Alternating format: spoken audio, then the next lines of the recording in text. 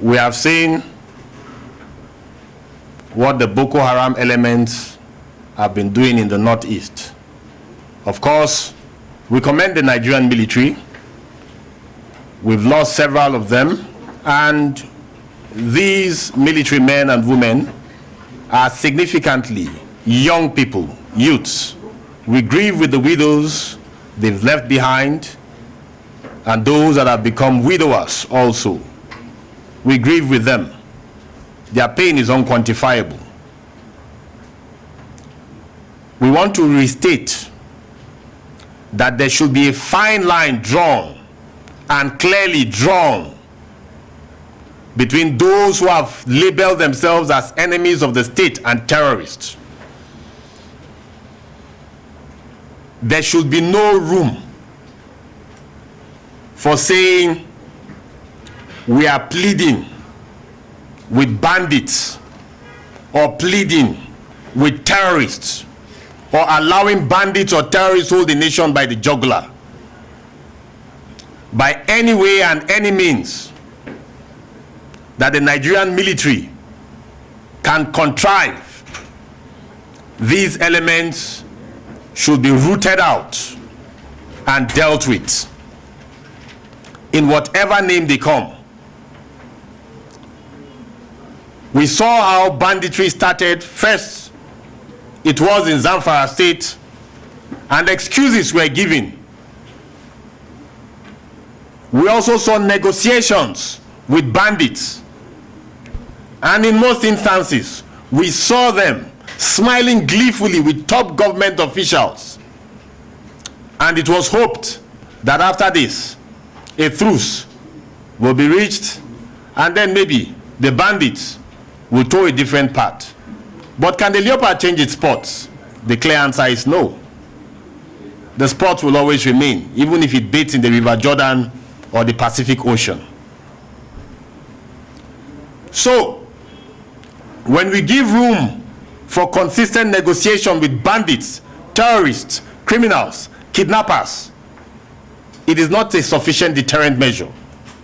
We must come against them with our full military might. And this is what we mean. We also know that there are sponsors of these groups. How do these arms, weapons, go around the country? It is the duty of our intelligence agencies to rise up and identify the sponsors of this anarchy. Most of them are carrying this out for political purposes. Most of them for economic purposes. Most of them just out of sheer wickedness because they want to oppress the nation. We want to state clearly that the Nigerian state is stronger than any one individual. That is for that. Also, on the issue of engaging the Nigerian youths, which our advisory board member will also touch on, the Leadership Economic and Security Summit or conference is going to be a springboard that will bring together all Nigerian youths from all walks of life. The 37 state chapter chairmen, that's including the FCT, we have a conference of state chairmen led by a chairman of the Chairman's Forum, will be in charge of mobilizing the Youth Council. And also, the head of the task team will be in charge of engaging with young men and women who have brilliant ideas. We have repeated it time and again that Nigerian youths are not lazy. Nigerian youths are not bereft of ideas. So what we want to do now at this point is to bring the potentials of these youths and see how we can translate these potentials to productivity. The essence of this conference is to halt the emerging tide of violence and anarchy, of national division. There can be no economic growth where there is violence, where there is trouble. We know the Southeast used to be a place of strong enterprise before now, but today activities are crippled in the Southeast because of the activities of unknown gunmen. The Northwest and the Northeast has virtually become a desert situation. Our tourist potentials there are wasting away. This is millions of dollars rotting away, wasting away.